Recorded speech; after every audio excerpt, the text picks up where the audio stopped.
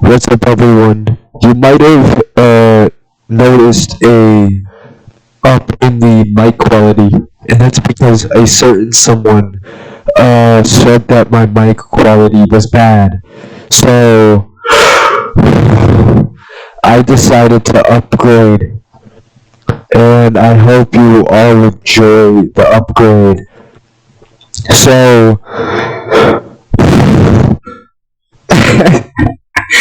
as you know, the AP World History end of course exams are coming up tomorrow, and I just wanted to read through AP World History AMSCO 4.8 and review it. I will have my own book, but you'll be able to watch on my desktop. Here's my book. Okay, I am ready. Hold up. Wait, I need to upper my desk.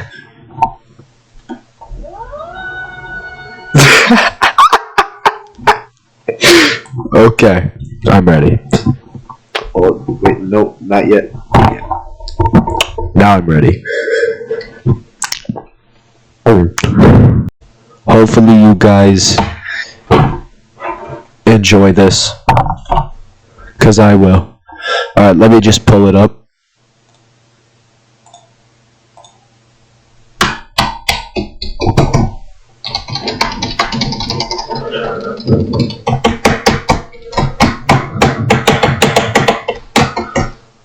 Oh, I have a new tab.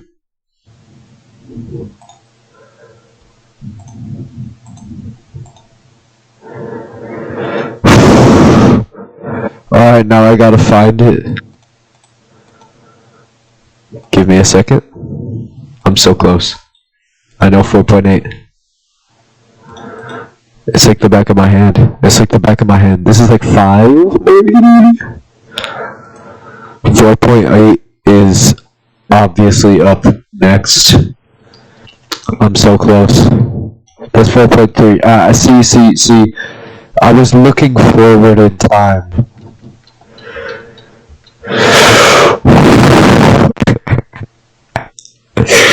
Okay.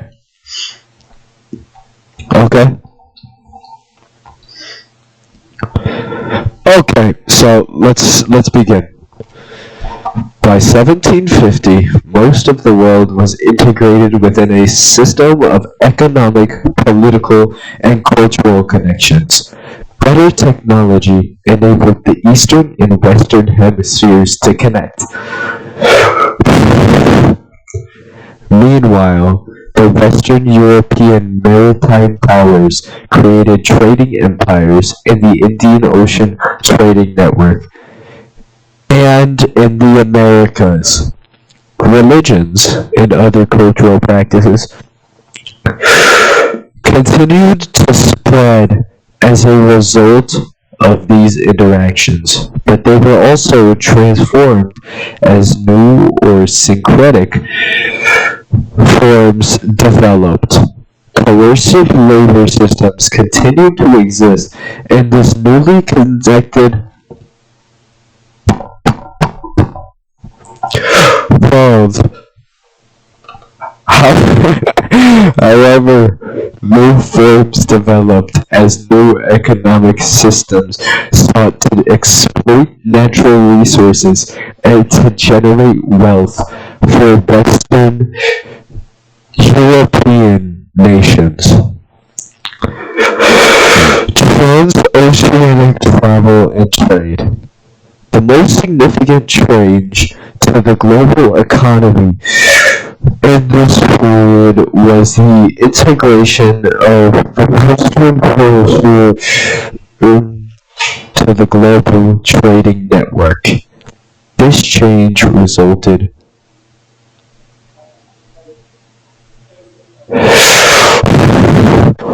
from the Western European states wanting to find a sea route to Asia.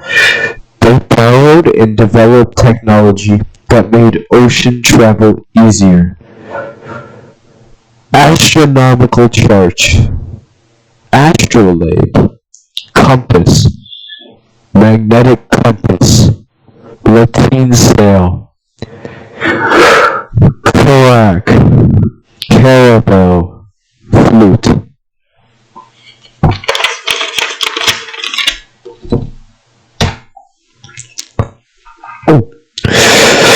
The result was the Columbian Exchange, a biological exchange of crops, animals, peoples, and diseases between the eastern and western hemisphere. The Columbian Exchange had wide-ranging effects on both hemispheres. The Atlantic System. The Columbian Exchange also caused the development of a transoceanic trading network called the Atlantic System. The Atlantic System was made up of regions of Western Europe, Western Africa, and the Americas, and involved the movement of goods and people among these regions.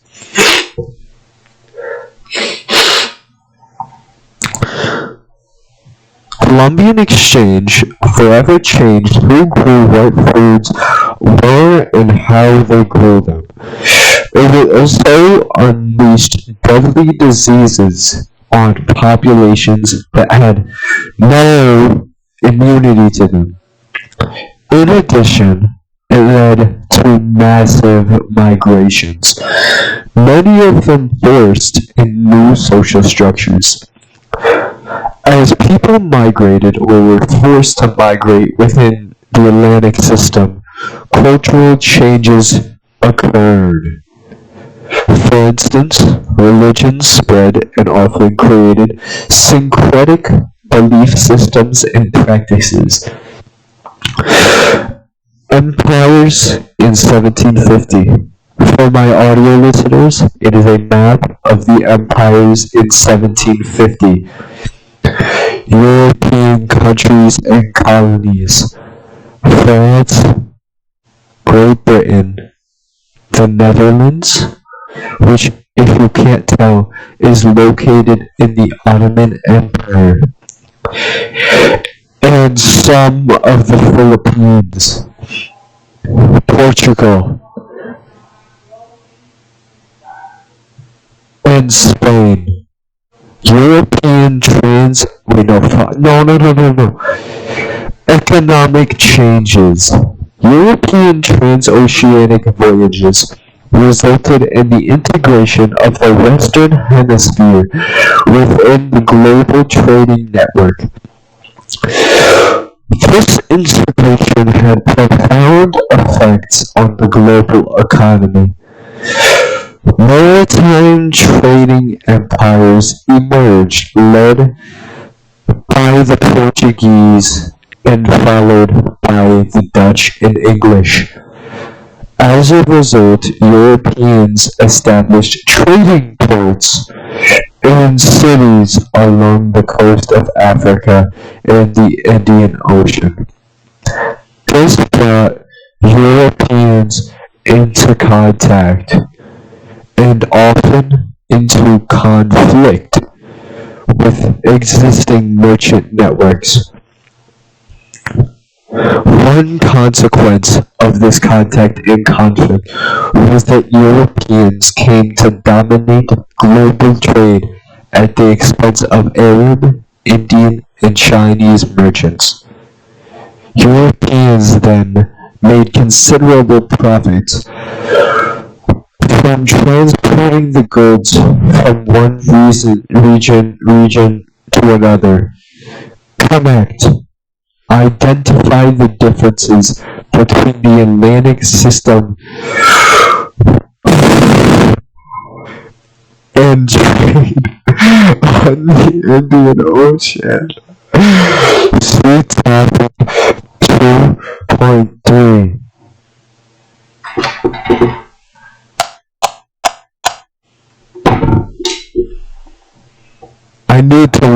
my desk.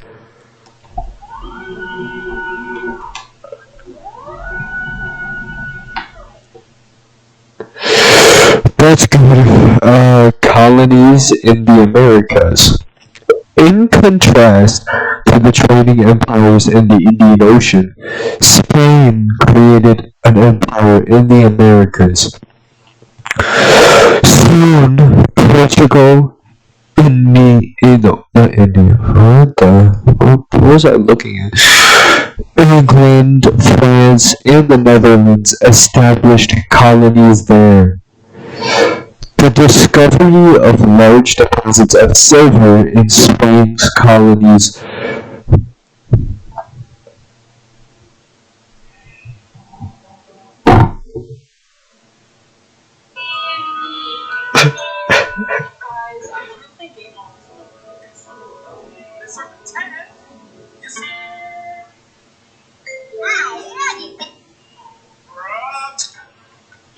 This is how I wash my car.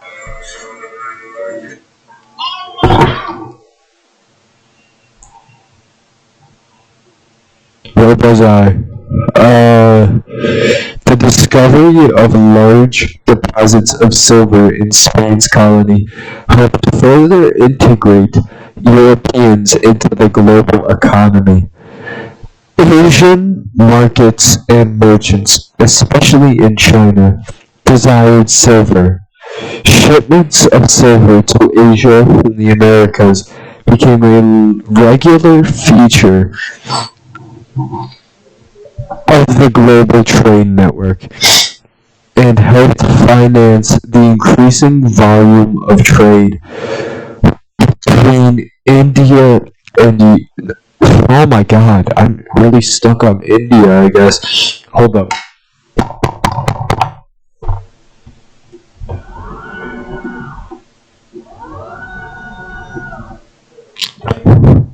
Where was I? Asia and Europe. Some experts estimate that the amount of silver in the global economy tripled in the 16th century. Mercantilism and capitalism. European rulers soon came to see the benefits of encouraging the expansion of trade, as the wealth that could be amassed was considerable. To ensure they participated in wealth accumulation from trade, many European monarchs devised mercantilist economic policies that would provide the ruler with a steady stream of income. While expanded, international trade continued to be an important goal of European monarchs. Mercantilism eventually gave way to capitalism as the predominant economic system in the new global economy. Investors formed joint stock companies, also called chartered companies, so they could share the risks and rewards of global trading opportunities. Let me take a little break.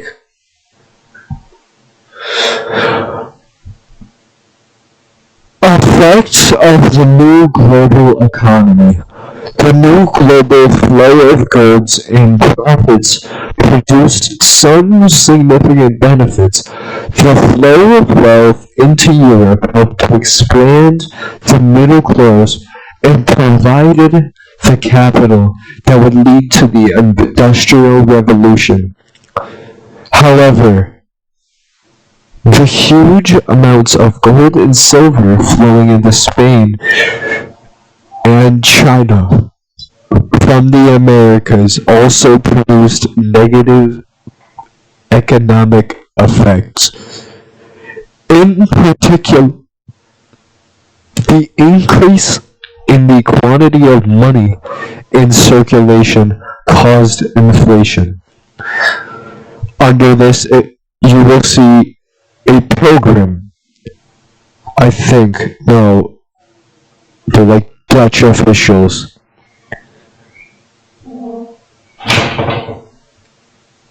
The syndics of, wait, no, source.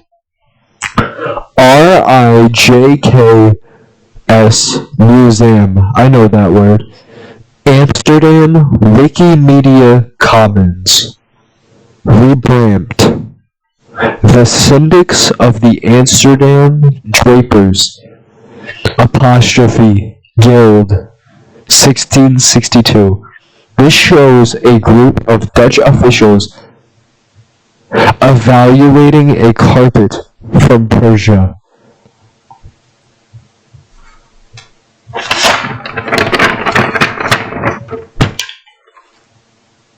Oh, I missed a page. Oh wait, no I didn't. No, this is the last page. Okay, final page 264. As a result of the activities of the European merchants, regional markets in Europe, Africa, and Asia continued to prosper. Funding for the arts increased as merchants and governments. No. Where was I? Funding for the arts.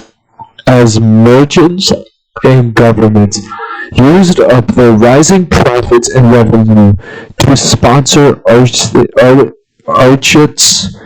and authors. Some rulers used their sponsorship of the arts to produce art and architecture that helped legitimize their rule. Other art symbolized the growing importance of global trade. The new global economy also brought about significant disruptions.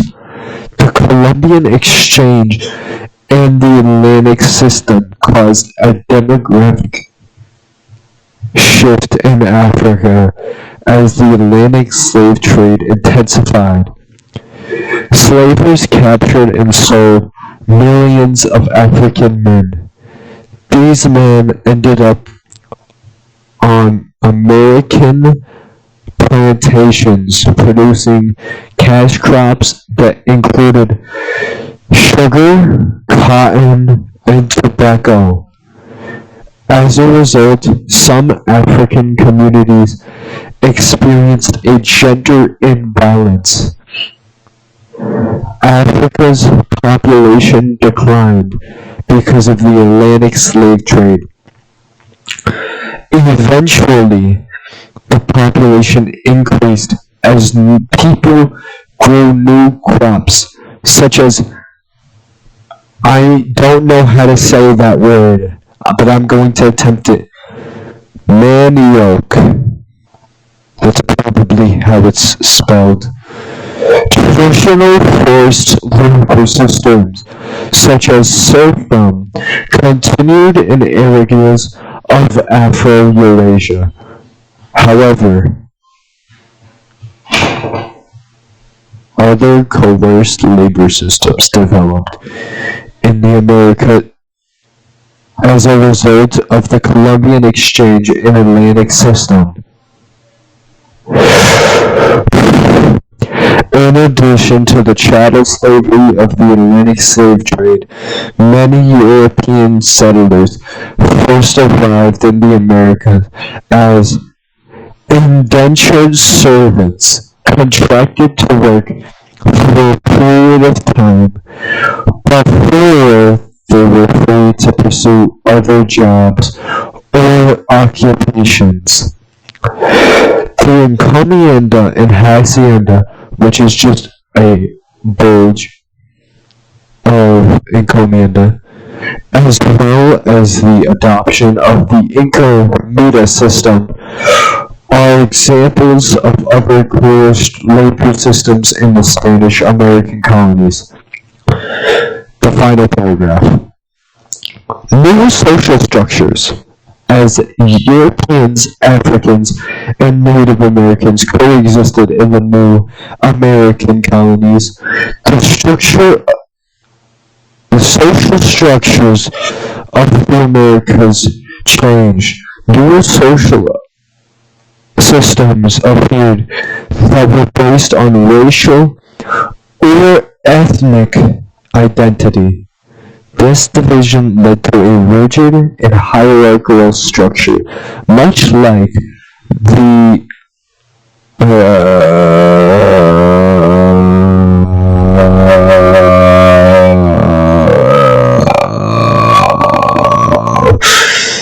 I don't remember. With white Europeans or Americans of European descent possessing the majority of wealth and political power. A new subculture appeared that consisted of people who were of mixed European and African heritage. Societal conflicts eventually led to revolution. That is the end of my story. I would rate this part of the book a 8 out of 10 because it is an important part of this unit 4. Thank you.